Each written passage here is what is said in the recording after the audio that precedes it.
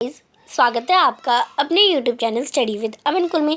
आज हम लाए हैं शिक्षा निदेशालय राष्ट्रीय राजधानी क्षेत्र दिल्ली की कार्यपत्रक नंबर 18 जो कि क्लास 8 के लिए है। विषय आपका हिंदी है, जिसके हम भगवान की डाकिया अपनी जो पोएम है उसे कंटिन्यू करेंगे, जिसकी डेट है आपकी 21 सितंबर 2021। आप अपना नाम और अपने कक्षा अध्यापक का नाम लिखेंगे। प्यारे बच्चों, आपकी पाठ्यपुस्तक पसंद के पाठों पर आधारित इन कार्यपत्रक के माध्यम से हम अपने विभिन्न पाठों पर चर्चा कर रहे हैं। आइए इसी क्रम में आज हम रामधारी सिंह दिनकर द्वारा रचित भगवान की डाकिया पर हम चर्चा करते हैं। आपको क्या लगता है भगवान के डाकिये क्या होते हैं? भगवान के डाकिये मतलब क्या होता है? जो चिट्ठी पहुंचाता है, लेता है। तो भगवान के डाकिया हमने जो भगवान है उनके डाकिये पक्षी और बादल को कहा गया है। पक्षी और बादल के भगवान के डाकिये हैं जो एक महादेश से दूसरे महादेश को जाते हैं, यानी वो एक स्थान से दूसरे स्थान जाते रहते हैं। हम तो समझ नहीं पाते हैं, मगर इनकी लाई चिट्ठियाँ पेड़ पौधे पानी और पहाड़ बाँचते हैं। यानी इनकी जो लाई चिट्ठियाँ होती हैं, चिट्ठियाँ से क्या तात्पर्य है कि वो पेड़ पौधों के बारे में बताते हैं। हम तो केवल ये आंकते हैं कि एक देश की धरती दूसरे देश को सुगंध भेजती है और वह सौरभ हवा में तैरते हुए पक्षियों की पाँखों पर तिरकता है। यानी अब जो एक देश में ये हमारा पक्षी है वो यहाँ पे है, तो वो उसके ऊपर इस देश की गंध हो जाती है। जब वो दूसरे देश में जाते हैं तो हमें पता चल जाता है कि ये तो इस देश का पक्षी है। और एक देश का भाप दूसरे देश में पानी बनकर गिरता है। यानी अगर जो बादल है वो भाप यहाँ पे इंडिया में भाप बना रहे हैं और बादल फिर आगे बढ़ते गए और पाकिस्तान में बारिश हो रही है, तो एक देश में भाप बनता है, दूसरे देश में पानी गिरता है। ये आपको बता रखा है। तो इन दोनों का हम अच्छे से मतलब देख लेते हैं।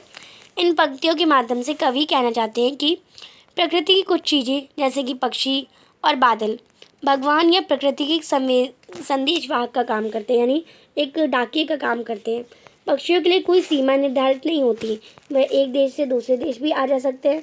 उनकी बातें या संदेशों को हम समझ नहीं सकते, किंतु प्रकृति के अन्य अवयव जैसे पेड़ समझ सकते हैं, पौधे समझ सकते हैं, पानी पहाड़ समझ जाते हैं। आगे आपको दूसरे एक्सट्रैक्ट में बता रखा था कि इन संदेशवाहकों के बारे में हम सिर्फ इतना कह सकते हैं कि इनके माध्यम से एक जगह की खुशबू या आबोहवा दूसरी जगह तक पहुंच पाती है। और हमें पता है कि बादलों के रूप में एक देश या समुद्र से पानी भाप बनकर दूसरी जगह पानी के रूप में बरसता है। अब यहाँ पे दो आपको अपरिचित शब्द दे रखे हैं।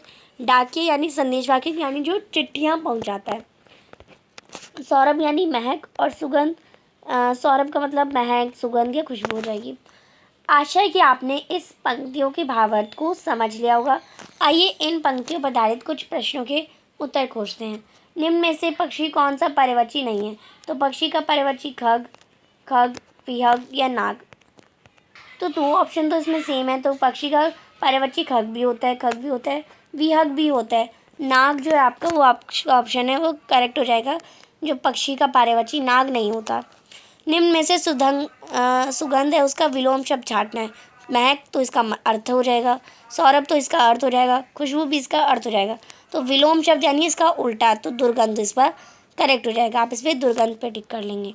फिर है भगवान के डाकिये पंक्ति से कवि का क्या आशय? तो आप इसका आंसर करेंगे कवि के कहने का ये भाव है कि प्रकृति की कुछ चीज़ें जैसे बादल या पक्षी इत्यादि भगवान या प्रकृति के संदेशवाहक का काम करते हैं। प्रश्न नंबर 4 है कौन कौन सी चीज़ों के लिए देश की सीमाएं बाधक नहीं होती? तो आपको पता है बादल के लिए, पक्षी के लिए, खुशबू के लिए देश की जो सीमाएं हैं वो बाधक नहीं होती। यानी अगर आप चाहें तो पाकिस्तान अभी बिना वीज़ा बिना पासपोर्ट के नहीं जा सकते, पर बादल पक्षी इन्हें तो कोई पासपोर्ट या वीज़े की ज़रूरत नहीं है, ये तो जा सकते हैं। प्रश्न नंबर 5 है एक देश का भाप दूसरे देश में पानी बनकर गिरता है, पंक्ति का क्या भाव है? तो आप इसका आंसर करेंगे इस पंक्ति का भाव ये है कि वाष्पीकरण द्वारा बादल किसी और देश से बनते हैं। यानी इंडिया में जो सी है उसमें गर्मी से वाष्पीकरण से जो बादल है वो भाप बनते हैं, जो पानी है वो भाप बन के ऊपर जाता है। तो और फिर जो बादल है वो धीरे धीरे चलते हैं, दूसरे देश में पहुंच जाते हैं, तो बारिश कहीं और जाकर दूसरे देश में होती है, यानी पाकिस्तान में हो रही है। तो बादलों के लिए देश की सीमाएं बाधक नहीं होती, ये आपको बताया गया। तो हम कोई सा भी देश ले सकते हैं, मैंने एग्जाम्पल में इंडिया पाकिस्तान लिया। गतिविधि दे रखी है आपको एक उपयुक्त कविता में आपको कौन सी बात सबसे अच्छी लगी और क्यों? अनुच्छेद के रूप में अपने विचार लिखिए। तो आप इसका आंसर करेंगे उपरोक्त कविता में सबसे अच्छी बात ये लगी कि बादल, पक्षी तथा खुशबू के लिए देश की सीमाएं बाधक नहीं होती। ये सीमा के आधार पर भेदभाव नहीं होता। ये सब आपसी प्रेम का संदेश देते हैं। तो हमें भी आपसी प्रेम लगाना चाहिए, कोई भी सीमा नहीं होनी चाहिए, ऐसे हमारा डिफरेंस हो जाता है। तो ये आपकी आज की worksheet. Thanks for watching, bye bye guys.